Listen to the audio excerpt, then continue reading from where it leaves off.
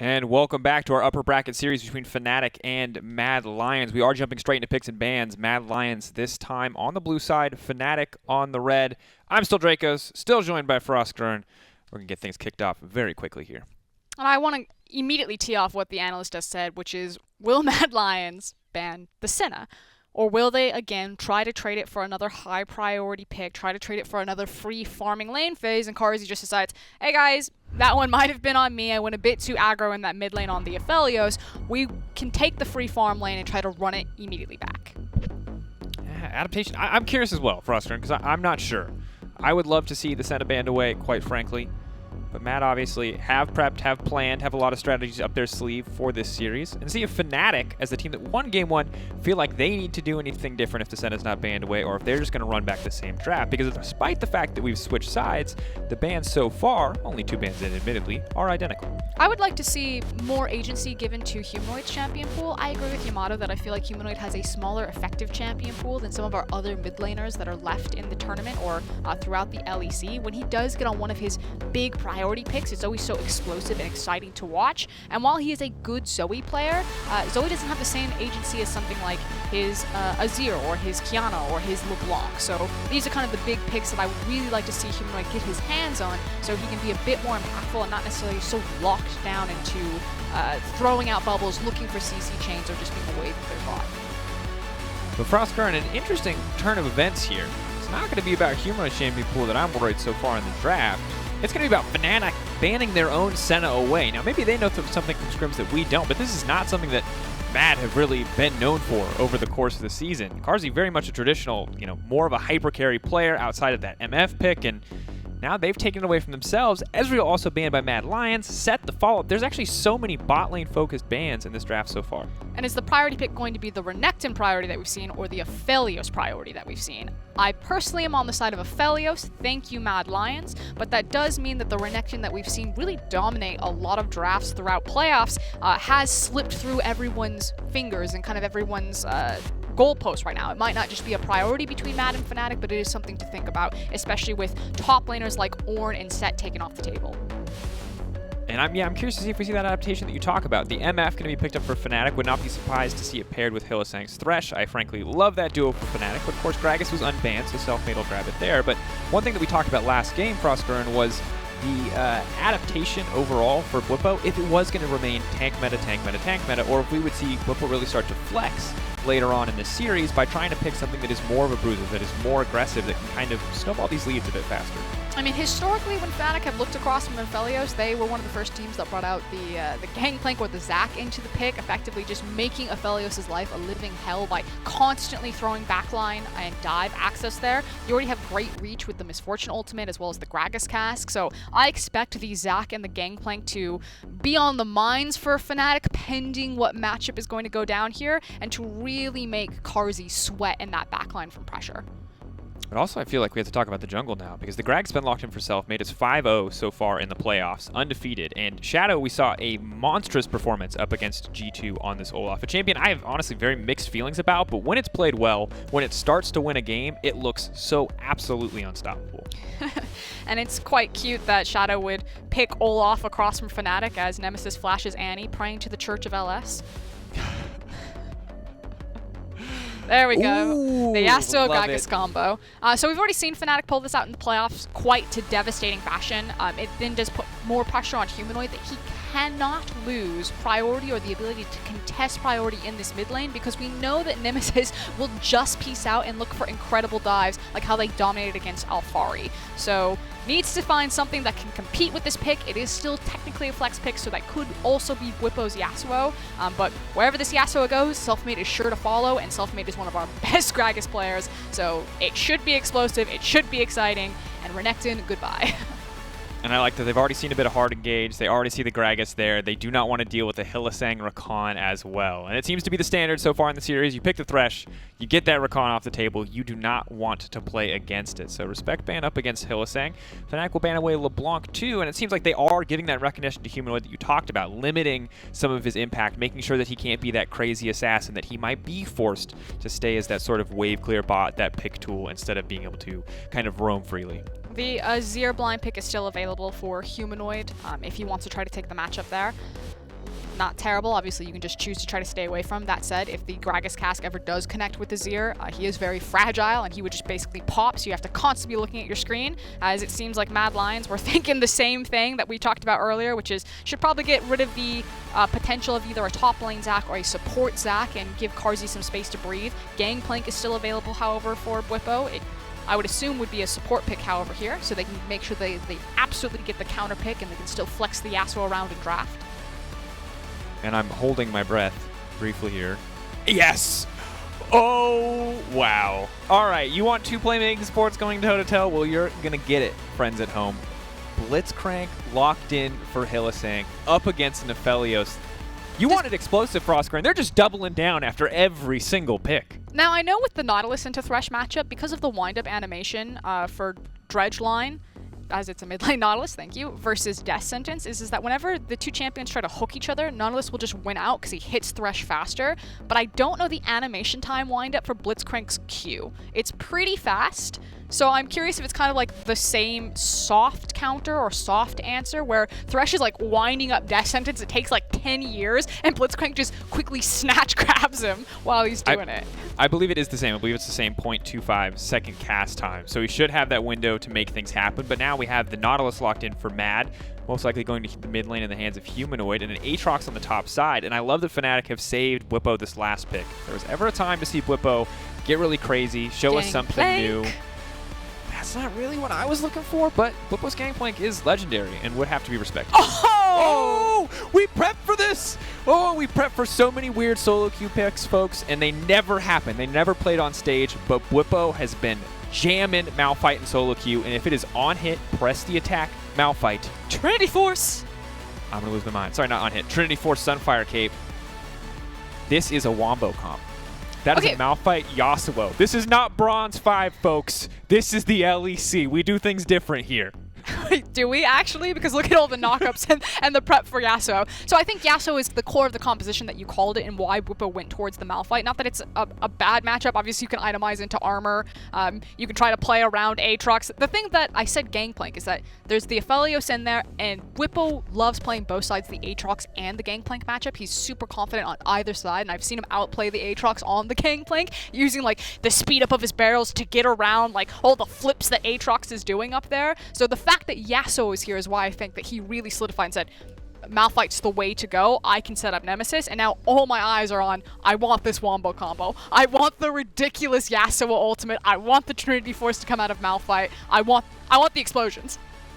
I want them too. And honestly, outside of just the Malphite ult, the Malphite E, the ability to slow attack speed up against an Aphelios and an Olaf, two champions very attack speed dependent, is going to be big for damage output mitigation in these fights.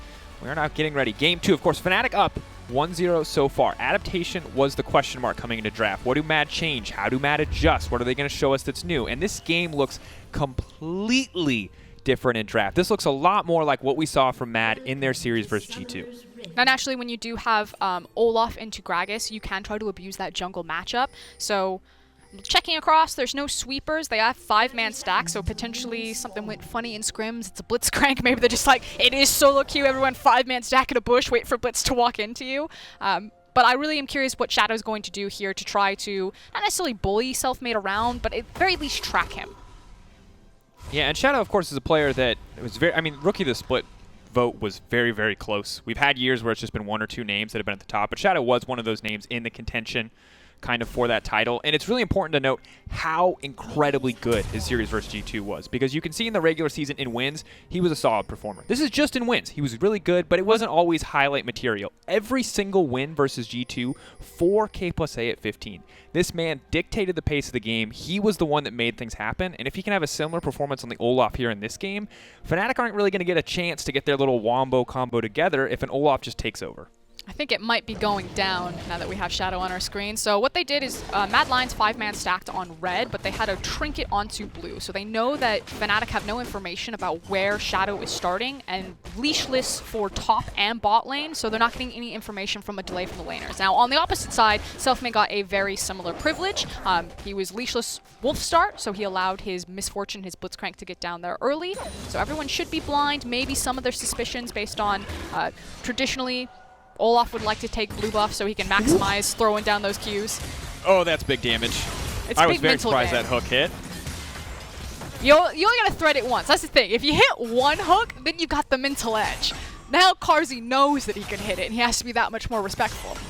And look, it was a big trade win in favor of Fnatic, but they're still backing off. They're still giving a lot of respect, and Carzzy didn't burn any summoner spells.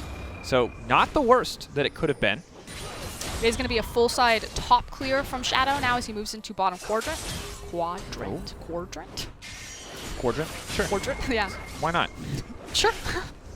There you are. We're seeing a little bit of contention here in the mid lane. Of course, Nemesis has to be careful here. The setup could be pretty easy. The flash is not going to be quite what he needs. Quick first blood. The emote spam for it as well. Humanoid's going to grab that one. That's what that was. Humanoid, obviously on the Nautilus. He's got CC riddled throughout his kit. He flashes forward, makes sure that he can get the auto attack, which, what, is it a snare? Is it a root? I don't know which one it classifies. It's a snare. It's a snare. It's really fair is what it is. Very fair and balanced. Locks down Yasuo and just lines it up for Shadow right there. So again, full clear into, he had the sweeper because again, he backed after they 5-man stacked. So he was able to make sure that this wasn't warded to even give Humanoid the option of setting up this play. Sidesteps the tornado, knows there's no CC left. There you go. Flash for flash. Flash just a little bit late there, and it might not have even been enough to come in. Selfmade was, of course, on the way as well. But this is the beautiful thing about a Nautilus in the mid lane, is the setup for an Olaf is just too easy. It is as simple as just auto-attacking the Yasuo, and he can't do anything. Wind-walling an Olaf axe is not enough to stop him from killing you more often than not. But as we check in on the top side, we mentioned a little bit about press the attack, Malphite, FrostCurrent. For right now, it does seem like Bwipo is suffering. Not quite getting the value that he wants. I'll hold that thought, though. There's the perfect thresh setup as Hylissang is now in trouble. The hook's going to go out. Hylissang grabbed up here. Carzzy now with the onslaught. They're taking their time on this one. Hylissang go down there, and Shadow going to walk away. The Ignite burned as well. Hold up. Selfmade on the way in. Humanoid's there too. Bwipo's not really going to be doing anything here. They are going to at least get the 1-for-1 as Selfmade continues to get aggressive onto Orome. But early game Malphite, not quite a strong champion. His jungler did come up to bail him out. I do want to start with the bot lane play, however, because I believe Hilly held his flash for that. As that's scary. Orome now in trouble. Bwipo zooming in. He's going to get walked down. Should be pretty easy for Malphite to get that one. Orome has the dash, though. Selfmade covering over the wall. Is going to backstep. Well played. The body slam forward, and Bwipo's still going to grab that kill there. Down in CS, but managing to get another kill for himself. He does need to have Selfmade assist him with the wave, however, because as Bwipo's minions came in, they were focus fire, and it's going to push. So thankfully, Selfmade's hanging around to help him reset. So here's the thing. Really excellent gank setup from Kaiser, but Hilly looks for the sidestep, like he does the little Mario Kart snake where he's waddling back and forth, and he had flash. And maybe he's thinking, if I flash the hook, the axe will still hit me and I'll still die, but maybe it's also arrogance of holding the flash and not just immediately trying to get out of the hard CC. I think that one's a bit for the review tape. Yeah. I'll give him the benefit of the doubt there that he thought he could size. It's hard to believe the sidestep works out, though, because Blitzcrank just has... He's got a big booty. Big old hitbox on that Blitzcrank. Makes it pretty easy to land a lot of those skill shots in those tense moments, especially when he's already slowed there. But for now, very back and forth. Matt actually with an advantage here in the early game, and they talked about it right at the start of the day. In the interview that we heard with Kaiser, Mac was saying to the team, play your way, play aggressive. And now that we see Matt getting more aggressive, it already seems like it's starting to work better for them here in this game. Downside is, right now, Fnatic still starting to dictate the pace here as they go for this dragon. But Matt on the full off, all off into the pit, but he's not going to be able to fight that one away. The knock up the wombo combo is there, but Carzzy's now free firing into the rest of the team. He doesn't have a ton of damage, but maybe he can get it done. Nemesis with the Conqueror will not be enough. Fnatic may have gotten the dragon, but at what cost? 2 kills picked up by the side of Matt, and that's a 2K gold lead 6 minutes into the game. And that means Humanoid's going to be on a springboard for getting access to his Proto Belt. Like, obviously, you want to funnel those kills into Aphelios, but it's not terrible to have Nautilus get them, because if he has the Proto Belt, it helps him get access to wave clear, and he can start roaming around, getting unlocked, and moving his utility around into the lane. So I don't think it's the worst thing that Humanoid's sitting 3-1 on the Nautilus mid. And at a certain point, he will just be able to lay the smackdown on that Yasuo. And that is the nightmare state for Nemesis if Humanoid continues to pull ahead, if he gets that Proto Belt anytime soon. And FrostCurrent, when we look at game 1, 4 kills at 15 minutes. This game, they're gonna die. Well, we got 7 and we might get 8, because now Kaiser is going to get knocked out here. Rekkles retreating under the tower. No CC coming in from Carzzy. Carzzy also out of mana, but Shadow just going to rock and roll his way through that one. Tower will not finish him off, and Hylissang, just another name on the list. Mad Lions obliterating Fnatic in this early game. And here's the thing from Mad Lions, is they're almost taking a page out of the FPX playbook, utilizing the Nautilus mid multiple times throughout the playoffs now, and Humanoid always getting out into these side lanes, making these dives count. In their previous series against G2, a lot of the time it was going towards the top side of the map. This time around, it's going towards the bottom side of the map. But, you know, Humanoid known as the assassin player, and it feels like the big development for him coming into playoffs and now creating this X factor for Mad is how useful he's been using this utility, using these tanks, absorbing assassins like a Yasuo or Gragas. Like, what are you supposed to do against a Nautilus? Even if you hit him, you don't 100% get the guaranteed kill there, and gets to walk up and do stuff like this. Which is auto attack, which when you're ahead as Nautilus is all you need to do. And that's the thing, Nautilus snowballs so well because all the setup CC, when you actually have a team that is ahead of their respective opponents, just pretty much guarantees a kill for champions like the Olaf, for champions like the Aphelios. And I want to check in on his itemization because Humanoid actually pivoted. He didn't just complete his proto belt. He now has grabbed a stopwatch and he's got some armor. So the first piece of Zhonya's. So it's going to be even harder to kill him. I think he's actually just unkillable now with this back. And so Fnatic have to figure out where they're looking. They just throw a cast with a Yasuo ultimate and try to blow up into the mid lane. They need to move Nemesis around and pick a different target.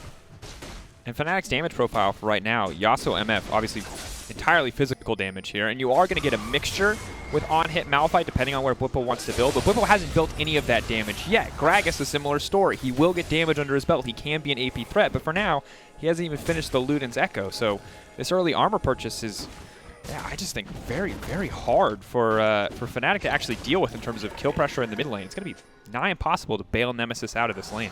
It feels like at this point Fnatic are looking towards more of the group up stage, that it's no longer about kind of the 3v3s and the 2v2s that it used to be about, these kind of brawling, skirmish heavy games that they play, that now it's pretty confidently about the big 5v5 or at least 4 members. So minimize bleeding, try to get some pressure back, control the vision line a little bit more, and pick your moments better with how you're using this Yasuo. But for now, Mad Lions have first priority onto early rotations.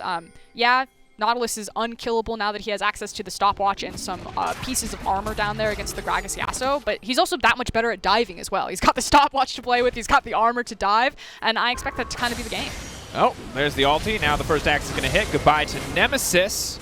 I was about to say it's not all lost. The CS difference is there. You know, he's got an advantage, but now Humanoid's going to grab at least 1 plate, if not 2, and I'm running out of nice things to say. And that's not a bad play by Nemesis. His opponent is just a Nautilus Olaf. He can't do anything at this point. He has to respect it, though. And where Nemesis truly got the better of Humanoid in game number 1, Humanoid is laughing all the way to the bank in game number 2 across from Nemesis right now.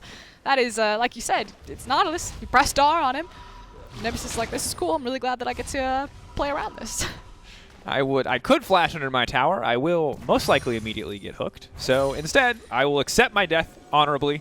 I'll burn exhaust and nothing else.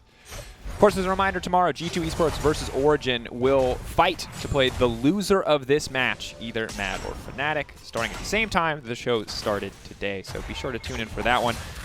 But at this moment, Bwipo trying to build a bigger advantage here on the top side of the map, willing to get more aggressive up into Orome. The matchup getting a lot easier now that he has the Bramble Vest and a Gragas to back him up.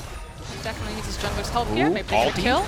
Body slam, wombo combo. They're trying to finish that one off. The cast is going to do it, but Bwipo may have to trade his life for this one as Humanoid comes in. The Nautilus, very beefy. Proto Belt there as well. And Selfmade just going to pop Predator to run away from that one. Good follow-up from Humanoid on the TP to pick up 1-for-1 in the trade, as now bot lane. No. There's no Thresh this time around for Rekkles. He will just have to die there. And that's the rough life of having a misfortune. Rekkles had his flash. He's like, there's no way I get out of this one. It's fine. I'll take the L. Olaf, kind of the feast or famine jungler. If he gets ahead, he's got a single play pattern, which is why a lot of analysts don't necessarily think very highly of Olaf, especially in a game that seems to be dominated so often, so much by who can outscale late game. But when you do get Olaf springboard ahead, that binary playstyle, all he's got to do is run into the backline and blow someone up, and it's going to be Rekkles' number every single time. And if he continues to get fed, it can be anyone's number. I remember when we started talking about the series, Analyst was looking a lot at the bottom lane, and we're finally seeing kind of the Carzzy and Kaiser show up in a way that they just couldn't in that last Senna game. It just was not the most interactive laning phase. And I'm worried. Because you talk about Olaf being, you know, like once he scales, once he gets going, he's really powerful. I kind of feel the same way about Blitzcrank. He's such a win more champion. When you start to win, when you can set up vision and you can just fish for hooks over the wall, Blitzcrank looks so good. But if you start to fall behind, he doesn't do anything for your AD carry. I agree with that. I just think that there's a bit more agency on like a Fed Olaf. Like if I had to pick between the Fed Olaf and the Blitzcrank, a winning team with a Blitzcrank. I should clarify. I'm not trying to feed kills to my Blitzcrank. You're not playing funnel Blitzcrank this time around? Look, we could. I'm He's always building down, Frost. Wixen. If you want to not farm on Senna and let me play Blitzcrank, I will gladly whiff 100 hooks before you give up on me. But in this case, I'm okay. No, focusing back on this game. Ooh. I'm trying to think of where I want to go to. Right now, maybe with this Blitzcrank on a losing team, you just need one pick. That was the moment. Of course, the ultimate comes up, so. Potentially, Fnatic could look to re-engage the fight, though, with Olaf ultimate down. He's a significantly more vulnerable target. Only for the too late right for the now rotation. is Tabby. I think at this point, Fnatic, again, it's about stopping the bleeding, so they knew the Herald was going to go down. They're not going to try to force it, at least not without Bwipo. Maybe if everyone's grouped up and they can use a numbers advantage. So right now, they have numbers advantage because they know Orome's TP is down, so if Fnatic are feeling frisky, they could try to force a fight, but as Bwipo turns back around, uses the on-the-way ping towards the tower, it tells me that Fnatic are probably going to pump the brakes and say, no, let them have the Herald. They're probably going to use it top lane. Make sure it doesn't push through for multiple towers, so Hilly, I think you actually need to hit your reset right now. Does step forward there to make sure that the tower plate gold goes to somebody. The Herald charges in, though. It's just going to be more money into the pocket of Carzzy. Kaiser making sure to stand outside of the range to donate all of that money, to his AD carry. 3-0-2. So many tower plates in his back pocket. He's going to be very close to a second item, only 13 minutes into the game. But now Hylissang looking to make a mark on the map. Emote spam. The ulti comes out. That's easy follow-up. Orome, no chance to use any abilities outside of that ultimate. And once again, the TFT Yomo coming in clutch for Bwipo. Yeah, he was airborne the entire time. Very well juggled there with the CC to maximize the airtime duration for Orome, so good job, Fnatic. That said, they used everything. That was the Malphite ultimate, the Gragas cask. So a lot of big cooldowns and now a big window for Mad Lions to kind of immediately rush onto the map and to try to force fights onto Fnatic's members. Good thing is that Fnatic's key ultimates will be back up by the time the Infernal spawns. So Fnatic at this point are saying, it's cool, wait until next ult, probably around the Infernal. So within the next 2.5 minutes, it should be about setup on bot side river. Keep our eyes there. Setup is definitely coming through for Mad Lions, taking advantage of the fact that they know that they have more members active on the map at this stage. Infernal, going to be one to keep our eyes on. Obviously, for either of these teams, it's going to be a very big deal. Carzzy, though, continues to be the person that I've got my eyes on. He's finished Boots 2, as well as the extra 2 daggers. And this guy is going to get very scary, very fast for a team like Fnatic, because if they don't hit their wombo combo, Carzzy is more than certainly going to clean up an entire fight. Wind wall obviously can make that very difficult, but I'm a little nervous for Fnatic as we get later in the game. Yeah, it can at least slow them down. And I agree with you. My questions will be on Carzzy's positioning. In Game 1, it was a misposition from Carzzy that kind of led to disaster of the game, really spiraling out of Mad Lion's hands. That said, Carzzy has really impressed me over the regular split for how aggressive and how confident he's felt to maximize his damage output. Now, that does mean that he tends to die a bit more than other ADCs, so there's definitely windows or tendencies to punish there. And there is pressure when you are on a composition that, I mean, I guess it's a little bit alleviated because Olaf's super fed. I was going to say, like, your Aatrox fell behind and you're running with a tank in the mid lane, so there's more responsibility on Carzzy to carry, but with Shadow being so fed, it's a little bit alleviated, but still has to be on his best behavior this game. I do worry for Mad if they're under pressure to kind of up the pace, up the ante, because we continuously see Orome getting singled out, and every time Fnatic members commit resources there, they are getting summoner spells, they are finding these kills, they are slowly crawling back into the game in terms of gold. Selfmade's getting very strong very fast, double pen items already completed.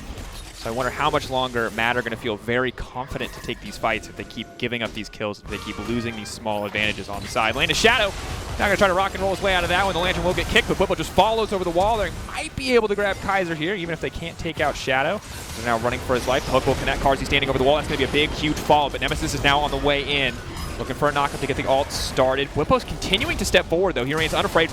Now they're there as well. Nemesis dashing in. That's the shutdown onto the ult. That's big. And just like that, Fnatic starting to close the gold gap. Only 2K difference now.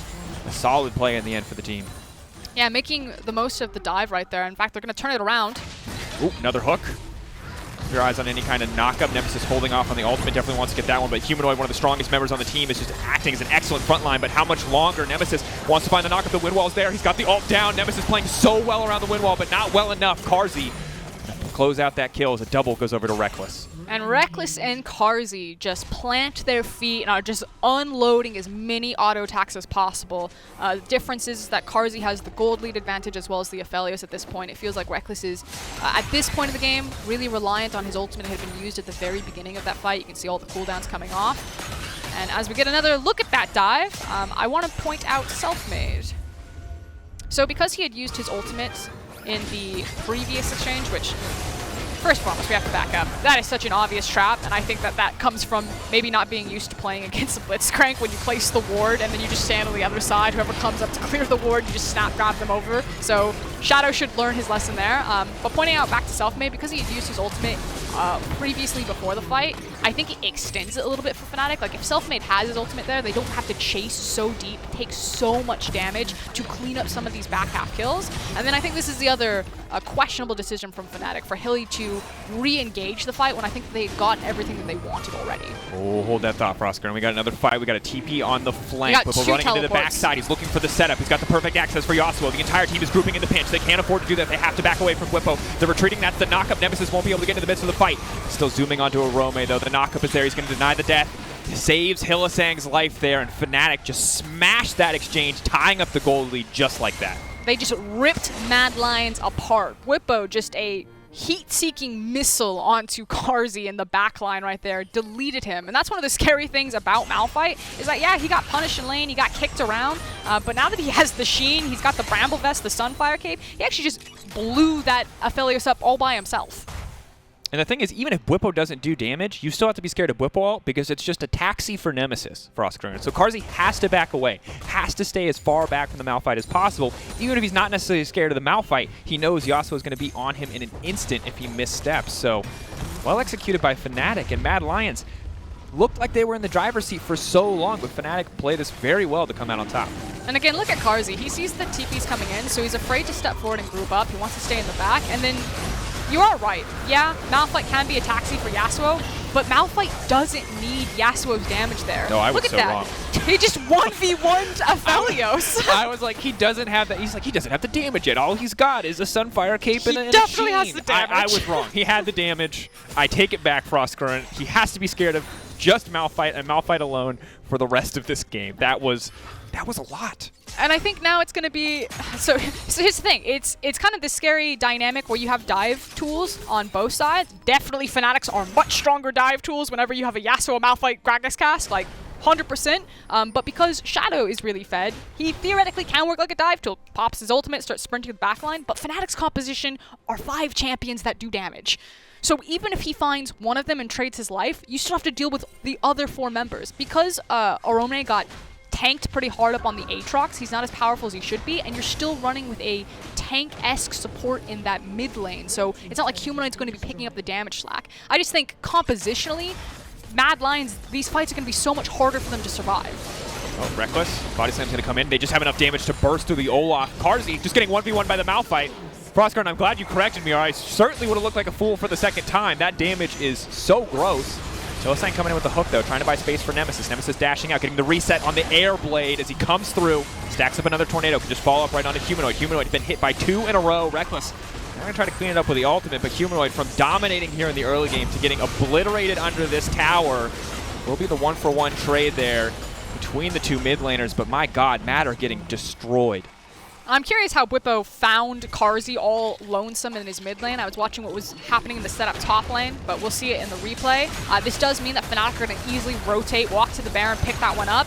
And again, this game felt very tense, very close. You know, maybe some people were getting behind Mad Lions. They were making movements. Olaf was super fed. And then just like on a dime, 2 team fights back-to-back. Fnatic just ripped Mad apart and ripped the game wide open. Orome coming over, though. Shadow going to try to zoom in, but that flash is going to feel foolish. Oh, the ultimate's not there either. They're just going to slowly but surely walk him down. Carzzy waiting over the wall. Maybe they can buy enough space for the retreat, and they will do so. So saving Shadow's life, and now it's Hylissang in trouble. But Bwipo coming in. He's not too far off from the ultimate, but Fnatic have decided to pull their finger off the trigger, back off, get the resets, and we'll take a look at this play one more time. So it's greed. That's what it was. Oh, no. Oh, the emote! I'm sorry. If you're tired of me getting excited about emotes, I get it. You see them all the time in your solo queue games. This is the first time they've been in pro, and it's so special. Outside of those World ones, which we don't really count. They're not very BM. They use them in the LPL, so I'm a little bit over it. Sorry, Dracos. So much. Good hook from Hylissang as well. Actually, potentially could have gotten a kill on Kaiser a little bit faster if he hadn't pulled him out, but they still managed to close it out. 1-for-1 overall. But Fnatic are just monstering in these fights, and Mad cannot move their members around the map fast enough to respond to what Fnatic are doing. Okay, so this is what Mad need to do. Because I agree. At this point of the game, even without the Baron, I think that Fnatic, I like the execution of their composition on what Mad's composition in its current state can do. Mad needs to make sure that Carzzy survives. I'm going to say at least 2 of these ultimates, preferably 3. Now, if he does survive that, then I think Mad Lions, they still have great scaling potential, great damage, you have good meaty front line, nice levels of CC, and some disengage. You just create space for Carzzy. Issue is that they're never going to get a front-to-back team fight. Oh, There's too much dive access. You can see it happening before your eyes. Oh, no! Ah! Not like this! The wombo combo for Fnatic, but Rekkles instantly dies. Mad may have suddenly turned the fight. Bwipo's very focused on Carzzy. They have managed to isolate him and take him out, but no, the flash over the wall. The pullback coming in from the Aatrox changes clutch, but Nemesis now trying to finish the kill off to Humanoid in the mid lane. Fnatic still on top of the fight so far, but not the disaster situation made it out to be at the start. Carzzy trying to lay down damage from the backside. Orome flashing out to safety. Keep your eyes on that Hylissang hook. It will connect onto Kaiser, and that means one more name on the list, one more death. But Kaiser will walk away. Not quite enough damage here. Orome trying to buy more time in shadow. Sacrificing his own life, let's say, to buy space for the team. The hook will not connect from Hylissang, and Fnatic still coming out on top. That was a nasty outplay from Selfmade that actually ended in Shadow's death right there on the replay. Selfmade was like, you want it, I'm tasty, I'm delicious, come on Shadow, you can come for it, and just sidestep the axe. Shadow then overcommitted, his team then collapsed on him. That was actually very clean. So, Carzzy survives this initially, but the key things to take away from this team fight is that Carzzy now doesn't have access to flash, he doesn't have access to heal. He burned everything. So what we should see is immediately coming out of this, Fnatic going to sprint at Carzzy and delete him at the very next opportunity that they have. Ooh, and I think the flash over the wall for Bwipo is timed perfectly, unintentionally, with Orome's pullback there on the Infernal Chains, so he does not get to finish the kill. So Shadow's going to come around this wall. He sees the Gragas, and he's like, I can at least trade on this jungle. And Selfmade just pops him with the slow, sidesteps the axe. He's like, you're in trouble now. You thought you had me. You never had me. In early game, Olaf, those duels, it doesn't matter. He's going to catch you. But late game without his ultimate, it's just, he's just dancing on him. And so much hope for Mad Lions here in this early game. And we talked about Fnatic as nature as like kind of this wombo composition. There's always a chance for you to just outright win games with that style of comp. But I thought they were so far in the hole that they couldn't come back.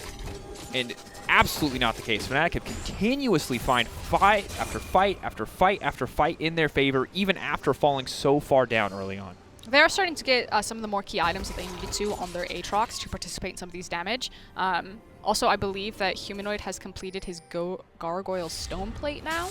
He may have had it for the last fight. I'd have to double check, but you know, the items are coming through. You can see the world of execution where Mad Lions, like everything lines up for them, and they can start winning these team fights. It's just always going to be that question of, did Aphelios survive Fnatic pressing R on him? If yes, then the longer the team fight happens, you start to weigh more that Mad Lions probably came out favorably. If the team fight ends pretty quickly, which he could be killed by probably a Gragas 1v1, definitely a Yasuo 1v1, definitely a Bwipo 1v1, then it doesn't look great.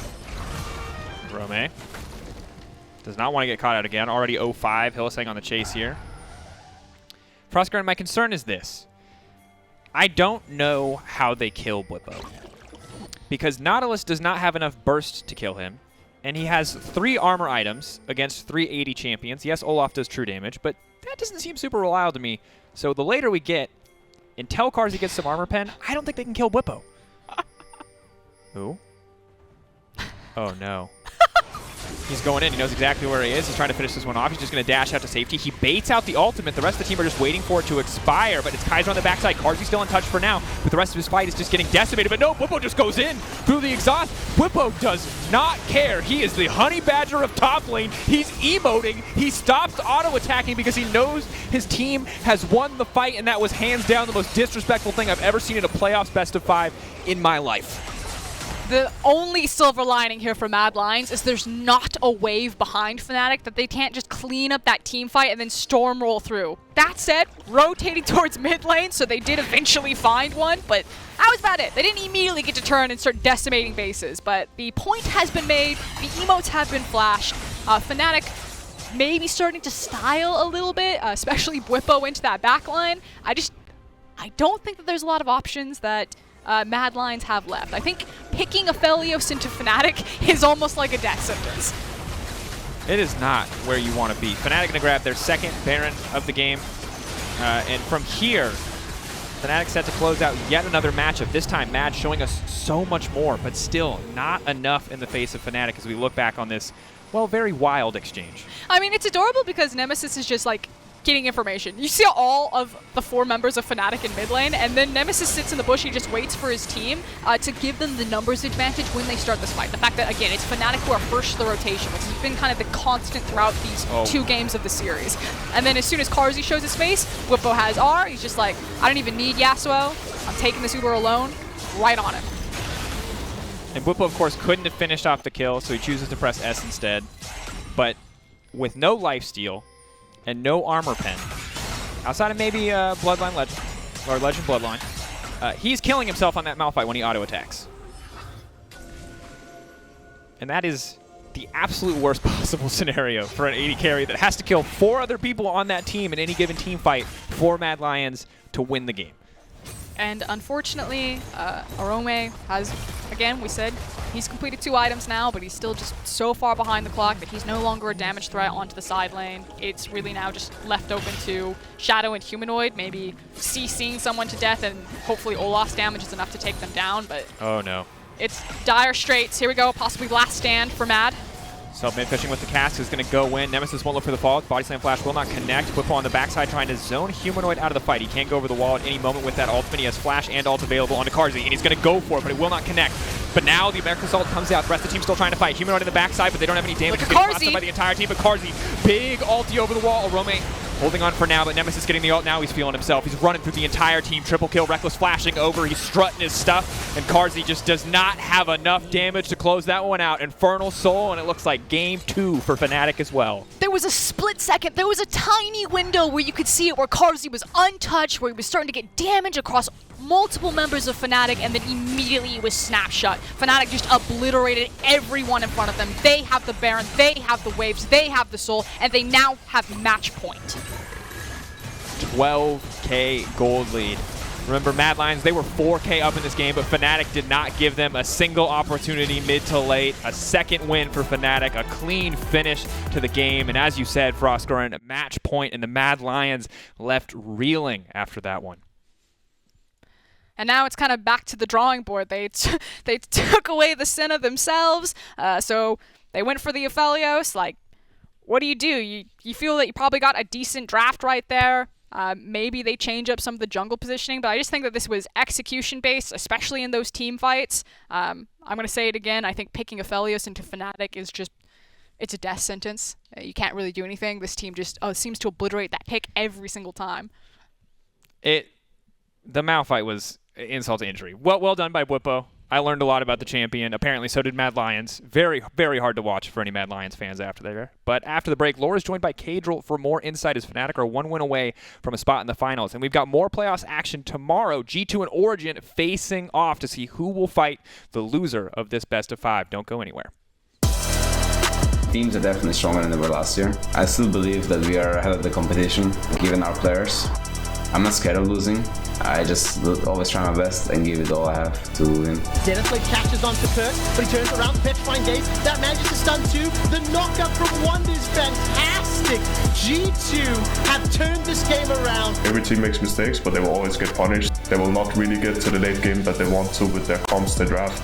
I think we are all very motivated to still win the split. We are just getting started actually, and it's the start of our journey. Teleport coming down, the stopwatch has been used. Nukeduck's Emperor's Divide is fantastic. The Grand Starfall comes down. This has gone horribly, horribly wrong for Rogue. While we are one lose away from being out of playoffs, I'm really grateful that we still have a chance to make it to the finals.